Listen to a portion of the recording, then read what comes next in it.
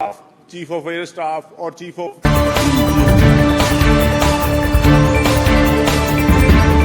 Near और तमाम हमारे जो फौज के सबको खराज तहसीन पेश करते हैं।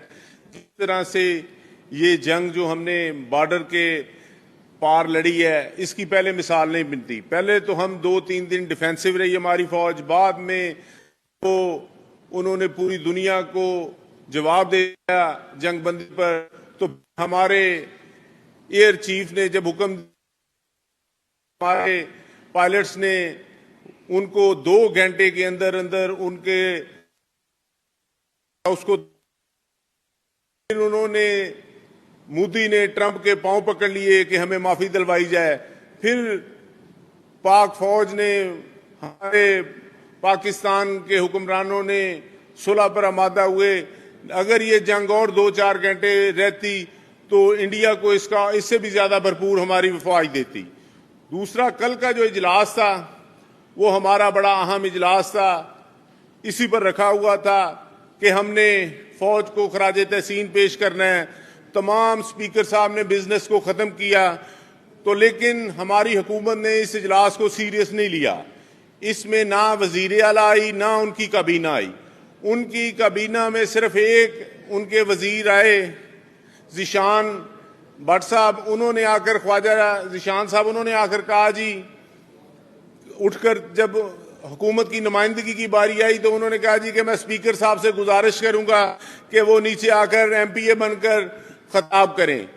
तो ये पंजाब में पहली दफा हुआ है कि स्पीकर नीचे आकर बैठकर, जिसने खिताब किया, इनके पास कोई बंदा नहीं था खिताब करने के लिए, लेकिन स्पीकर साहब ने हाउस से इजाजत ली और नीचे आकर उन्होंने बात की।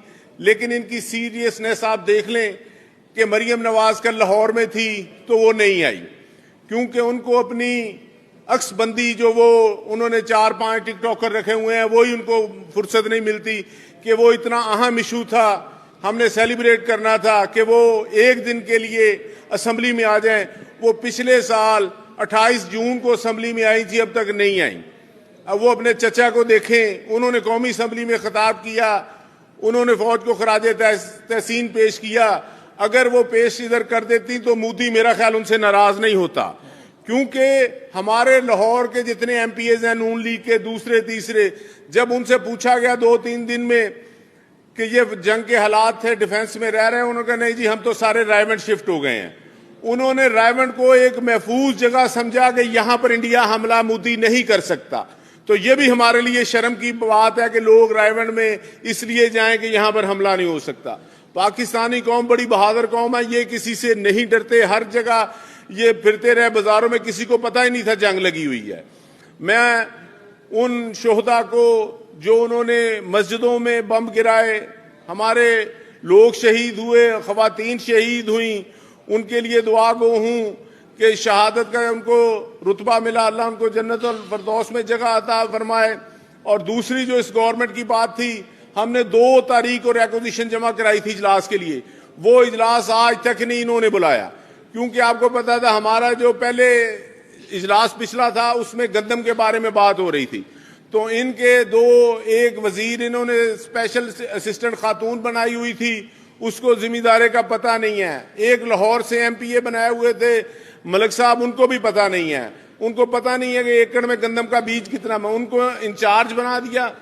उन्होंने किया कि यहां पर आकर असेंबली में झूठ बोला। आप उस दिन की वीडियो निकाल कर देख लें, उन्होंने जो इनिशिएटिव बताए थे कि वजीर आला ने लिया, किसी ने जिम्मेदार से एक मन गंदम नहीं खरीदी, ना ही कोई रेट बेहतर हुआ है। आज भी 2021 में किसान अपनी गंदम बेच रहे हैं। तो ये इतना 1250 अरब का नुकसान हो गया, तो इनको परवाह नहीं है, ये अपने लल्लो तल्लो में लगे हुए हैं। अब देखें कि इधर जंग के हालात हैं, उधर हमारे जनाह हॉस्पिटल की और सर्विसेज हॉस्पिटल की और जनरल हॉस्पिटल की मियां मनशा साहब उनकी लगा रहे हैं, अपने असेसमेंट लगवा रहे हैं कि इनकी जगह कितनी की है, इसकी बिल्डिंग कितनी की है, क्योंकि ये नीलाम करने जा रहे हैं। जैसे इन्होंने डॉक्टरों को बाहर मारा, बीएचयूज को ठेके पर दिया, ऐसे ये हस्पताल लेने जा रहे हैं। मियां मनशा साहब और इनके करीबी लोग आजकल सिर्फ इन वारदातों में लगे हुए हैं। और वो पंजाब यूनिवर्सिटी की जगह को लेना चाह रहे हैं, गवर्नमेंट कॉलेज यूनिवर्सिटी को लेना चाह रहे हैं, क्योंकि मियां मनशा साहब ने कहा जी अब जो हमारा काम था वो बंद होता जा रहा है प्लांट्स का, जो बिजली के हम प्लांट्स लाए थे IPPs वाले, तो अब हमें तालीम में सबसे ज्यादा पैसा है और सेहत में पैसा है, हमें ये ठेके पर दें। अब ये उनको ठेके पर देने पर जा रहे हैं। तो मैं इनसे कहूंगा कि होश के नाखन लें, जंग के हालात हैं, मोदी बड़ा शैतान आदमी है, वो कभी भी वार कर सकता है, आप उस पर ध्यान दे। ये वही जंग है, राफेल जो गिराए गए, फ्रांस से इनके लिए हुए त्यारे जो गिराए गए, वो इमरान खान ने 2019 में जो चाइना से जहाज लिए थे उन्हीं की वजह से ये गिराए गए हैं। और राफेल जब गिरे हैं तो अब दुनिया में इंडिया को ना फ्रांस ना अमेरिका कोई जहाज देने के लिए तैयार नहीं है कि इनसे जहाज चलते नहीं है तो इनको देकर अपने मुल्क की बेइज्जती करवानी है, अपनी टेक्नोलॉजी को बदनाम करवाना है। तो मैं आपका शुक्रिया अदा करता हूं।